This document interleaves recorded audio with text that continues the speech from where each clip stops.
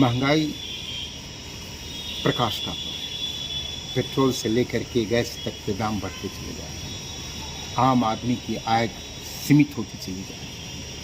आज गरीबी की रेखाएं लोगों की बढ़ती चली जा रही है, गरीब के नीचे होती चली जा रही है। राज्य केंद्र सरकार आज जो भी नीतियां बना रही है वो नीतियां गरीबों के हित में नहीं है, वो नीतियां तमाम इस देश के कारपोरेट और पूंजीपतियों के हित में। आज जो किसान जो इनफॉर्मल सेक्टर है, आज एक बड़ी आबादी उसकी खेती पर और उद्योग मजदूरी पर निर्भर करती है।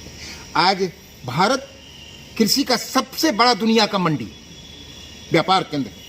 आज भारत के इस कृषि में व्यापार केंद्र पर ग्लोबल जो मार्केट है उसकी नज़र लगी और उसने यहाँ भारत में जो कारपोरेट में बड़े पूंजीपति हैं, अडानी और अंबानी और तमाम ऐसे लोगों को के माध्यम से यहाँ के प्रोडक्ट पर, यहाँ के कृषि पर, के बाज़ारों पर कैसे नियंत्रण किया जा सके, उसी के अनुरूप भारत सरकार ने कानून बनाए हैं। वो कानून किसानों को मौत के घाट पहुंचा, सुसाइड करने के लिए मजबूर कर देगा आने वाले दिनों में। अगर वो कानून लागू हो गया आने वाले दिनों में मजबूर हो गया और हम फिर गरीब कटोरा लेकर के दूसरे के, ये कैसा है कि हम कॉन्ट्रैक्ट फार्मिंग हमारे पास करने के लिए कोई आएगा और उसके बाद हमारे एग्रीमेंट होंगे और एग्रीमेंट के मुताबिक हमारा वो फसल नहीं खरीदेगा और उसको मार्केट में सस्ता फसल मिलेगा तो हमारा एग्रीमेंट के मुताबिक वो फसल नहीं खरीदेगा और तब हमारे लिए सुसाइड करने का कोई दूसरा नहीं है। हमारे लिए सुसाइड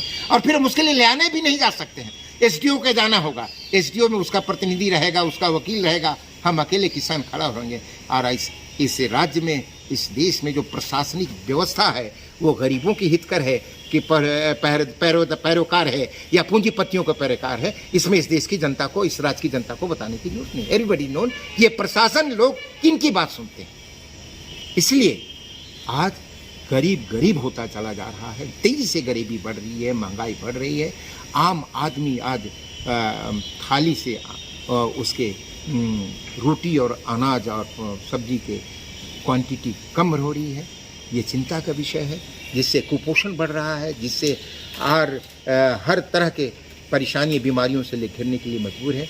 इसलिए ये सरकार गरीब विरोधी सरकार है, ये सरकार मजदूर विरोधी सरकार। मजदूरों के सारे हकूक छीन लिए गए, अधिकार छीन लिए गए। ये आज अनस्किल्ड लेबर, आज इस कोरोना काल में अगर इस देश की अर्थव्यवस्था कहीं से खड़ी रही तो वो इस कृषि था जिसने संभाल करके रखा।